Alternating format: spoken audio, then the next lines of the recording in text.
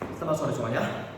Nama saya Ardi Nadi. Saya Berlisan. Hari ini kita akan membahaskan penelitian kita yang berjudul Hubungan kognisi coping dengan stres pada siswa kelas 7 SPK SMP Sinjung. Nah, sebelum kita masuk ke dalam materi tersebut, kami membagikan materi menjadi 7 bagian. Ini bagi-bagiannya ada di screen tersebut. Lalu untuk latar belakang, kami ingin menjelaskan tentang jenjang pendidikan antara SD dan ke SMP.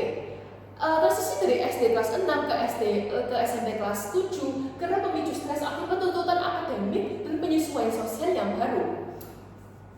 Hal ini menegaskan pentingnya memahami bagaimana kognisi coping siswa digunakan untuk menghadapi stres tersebut. Dengan demikian ini, tujuan kita dalam penelitian ini adalah untuk mengukur hubungan adaptive coping dan maladaptive coping dengan tingkat stres remaja kelas 7. Lalu untuk definisi, kami ingin mendefinisikan kedua kata kunci yaitu stres dan mekanisme coping. Kedua dari definisi tersebut ditemukan oleh Lazarus dan Folkman. Pertanyaan penelitian yang kita ingin ajukan adalah sejauh mana strategi coping yang digunakan siswa kelas 7 SMP Sinjung berhubungan secara linear dengan tingkat stres yang mereka lakukan. Di mana dalam penelitian ini kita mau fokus dengan arah dan kepada hubungannya.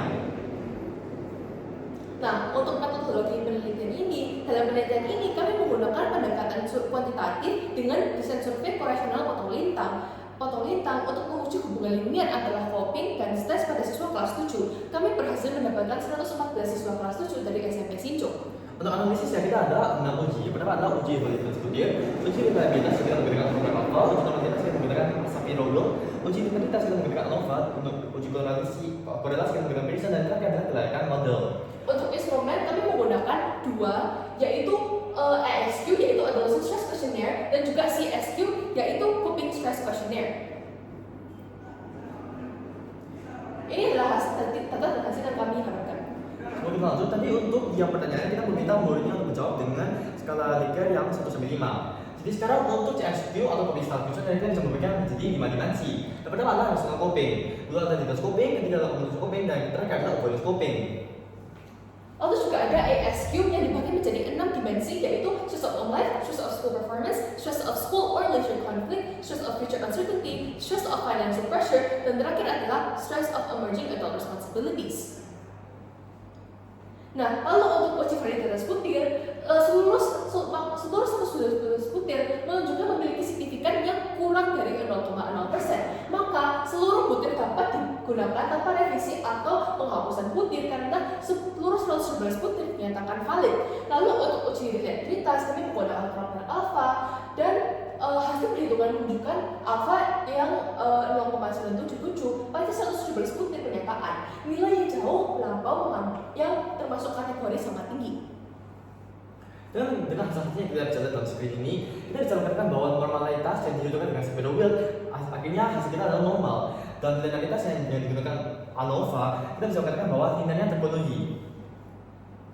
Lalu untuk hasil utama yaitu korelasi, kami menggunakan sistem Pearson yang R sama dengan 0,389 dan bilangan T sama kurang dari 0,01 dengan jumlah butir 114 yang menunjukkan bahwa ada korelasi positif, namun korelasi tersebut bersifat sedang.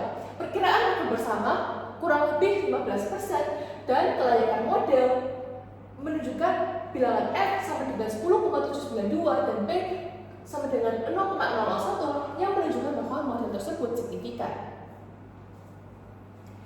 Dengan yang kita sebutkan tadi dengan korelasi yang positif, dalam singkat, kalau stres naik, nanti coping juga akan naik pada saat pengukuran. Dan untuk pengkasuannya, korelasi itu tidak seimbang dengan sifat akibat. Di saat pada bintang, hasil korelasi tidak menentukan arah. Ya. Nah, untuk kesimpulan dan implikasi, instrumen yang digunakan dalam penelitian ini terbukti layak. Dan lalu analisis utama menunjukkan adanya keterkaitan positif dan signifikan terhadap dua variabel tersebut. Lalu nomor ini mengindikasikan bahwa pada tingkat stres yang lebih tinggi, siswa menunjukkan melaporkan upaya coping yang lebih tinggi dan lebih intens. Bagi sekolah, temuan ini menegaskan urgensi untuk penguatan keterampilan coping yang adaptif. Lalu untuk bagian sarannya, nampaknya diperlukan perhitungan dan analisis berdasarkan coping, misalnya adaptif dan maupun maladaptif. Lalu perlu perkuat rancangan dan sampel, juga diperlukan perluas cakupan beberapa kelas. Selanjutnya, kemungkinan diperlukan pertimbangan variabel kendali yang realistis untuk presentasi penelitian kami. Terima kasih